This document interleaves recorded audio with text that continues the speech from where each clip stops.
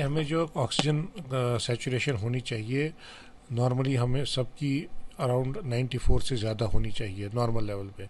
अगर कोई COPD patient होता है तो उसको हम ये एडवाइस करते हैं कि उनका जो ऑक्सीजन रेंज होना चाहिए वो बिटवीन 88 टू 92 होना चाहिए, उनको उससे ज़्यादा भी नहीं चाहिए क्योंकि उसके अपने साइड इफ़ेक्ट्स होते हैं।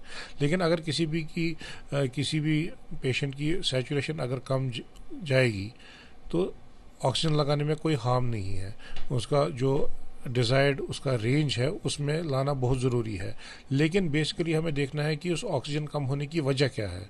अगर ये दो चीज़ें हो सकती है, एक तो एक्यूट जिसको कोई छाती के अमराज में मुब्तला नहीं होता है, जैसे किसी को नमूनिया हो गया, उसके नमूनिया बहुत लंग्स बहुत इन्वॉल्व हो गए जिसकी वजह से ऑक्सीजन सैचुरेशन कम हो जाती है। तो ऐसे पेशेंट को हम ऑक्सीजन तो लगाते ही हैं, साथ में इन्फेक्शन की दवाई भी देते हैं, एंटीबायोटिक्स देते हैं जिससे उसका इन्फेक्शन कंट्रोल होता है। और एक बार इन्फेक्शन